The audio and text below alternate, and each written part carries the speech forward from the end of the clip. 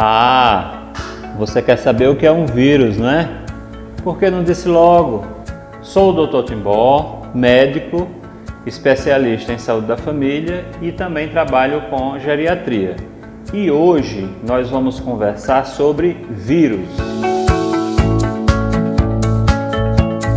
Nós temos aqui várias imagens de tipos de vírus. Mas antes de conversar sobre vírus, vamos conversar um pouco sobre a classificação dos seres vivos.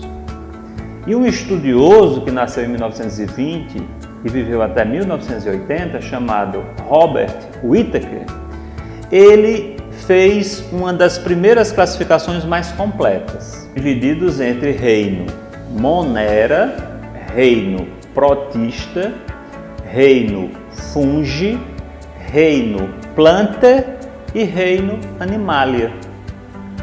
Essa classificação, ela define basicamente a divisão entre os tipos de seres vivos, ou seja, Animalia, todos os animais, grandes, pequenos.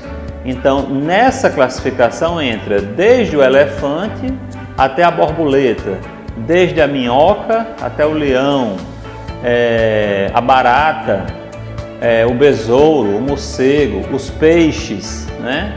Tudo que é animal que a gente consegue enxergar, perceber, a maioria está contida neste reino. Existe ainda o reino das plantas, né? Nós temos todos os tipos de plantas, árvores, pequeníssimas plantas que vivem nas águas. Tudo isso são plantas, fazem parte do reino Plantae. E temos ainda reino Monera e reino Protista, daqueles seres que são formados, na maioria de suas vezes, por uma única célula. E ainda temos o reino Fungi. Como o nome sugere, são os fungos, conhecido popularmente por mofos, né? Você veja que eu falei de a classificação dos seres vivos, entretanto, nessa classificação eu não comentei os vírus. A pergunta que eu faço a você: o vírus é um ser vivo? Dentro da comunidade científica, dentro das pessoas que estudam, ainda não há um consenso. Muitos cientistas consideram que o vírus não é um ser vivo. Outros consideram que ele é um tipo especial de vida. Mesmo assim, ele não entra nessa classificação, ok? Então eu gostaria, primeiramente, de contar com o seu comentário. O que é que você acha? A classificação dos reinos animais deveria contemplar os vírus? Você acha que os vírus são seres vivos ou não são seres vivos? Comente aqui, deixe seu comentário livremente. Enquanto isso, enquanto você pensa sobre os vírus, nós vamos aqui mostrar alguns tipos de vírus, né? Eles têm uma estrutura básica, mas esse aqui especialmente, e esse tipo de vírus existe, parece uma máquina, olha, parece uma nave, né? E essa navezinha aqui tem uma cápsula, você veja aqui tem DNA, que é o material genético, né? Ele tem a estrutura dele que a gente chama de cabeça, tem a cauda e tem as fibras onde ele se prende. Então, na imagem seguinte, você percebe aqui uma célula, você vê isso grande aqui, isso tudo é uma célula só. Então, o vírus, olha, ou mais de um vírus, estão entrando na célula, ele vai deixar esse material genético dentro da célula e vai convencer a célula a trabalhar para ele. O vírus não entra completamente na célula. Ele joga o material genético dentro da célula, faz o material genético dele convencer a célula a trabalhar para ele. E ele vai montar uma linha de montagem como a gente tem numa criação de um automóvel, não é? Como é que o automóvel é feito? São montadas as peças, vão sendo produzidas, depois vão sendo juntadas e você ao final terá um carro pronto. Então o vírus vai funcionar do mesmo jeito. Ele vai fazer a célula produzir cápsula, ele vai fazer a célula produzir DNA para ele, RNA para ele, toda a estrutura dele. Depois a célula vai montar ali, onde tinha um vírus, de 30 a 200 vírus. E depois que ela tiver com 200 vírus, ela não suporta aquela quantidade de vírus dentro dela, aquela quantidade que está já atrapalhando a sua sobrevivência, e a célula vai morrer.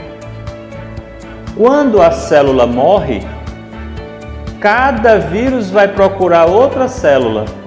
Então vamos fazer aqui uma progressão geométrica. Um vírus entrou numa célula, produziu 200 vírus. Agora nós temos 200 vírus que entrarão em 200 células diferentes e vão produzir outros 200 vírus. 200 vezes 200, 4.000 ou 40.000? Eu acho que é 40.000. Mas vamos lá. Olhe como cresceu exponencialmente a quantidade de vírus. E esse vírus vai assim, dessa forma, se espalhando pelo corpo, se reproduzindo, fazendo a célula trabalhar para ele, se multiplicando.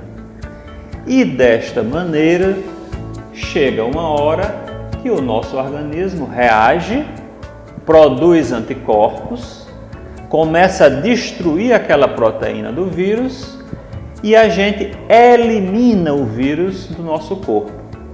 Mais uma vez a pergunta: a gente mata o vírus ou elimina o vírus? A gente só pode matar o vírus se ele for vivo. Se você considera que o vírus não é vivo, você não pode matar o vírus, pode eliminar, não é verdade? Então, nós eliminamos o vírus, o nosso organismo consegue eliminar o vírus, mas o vírus já saiu de alguma forma, um espirro, uma tosse, uma diarreia, vai contaminar outra pessoa ou mais de uma, e assim os vírus vão se espalhando por aí. Muito interessante, não é? Esse sistema do vírus, fazer da célula a sua linha de montagem, transformar o material que a célula tem em a sua descendência, não é? E ao mesmo tempo os vírus não se multiplicam entre si. Então, por isso, entre outras coisas, os vírus são considerados por alguns apenas um conjunto organizado de proteínas e uma parte de material genético. Vírus ou é DNA ou é RNA. Ele não é completo. Ele sempre vai precisar de um ser vivo, porque o ser vivo vai completar esse material genético para ele. Diferente das bactérias, que também causam doenças, mas as bactérias são completas. Elas têm DNA e RNA. Elas podem se multiplicar independente de estar dentro de outra célula. Ok? Então esse é o nosso vídeo de hoje. No próximo vídeo, o vírus do momento, o vírus que causa a doença Covid-19. Se inscreva no nosso canal, clique no sininho e comente livremente. Fique à vontade.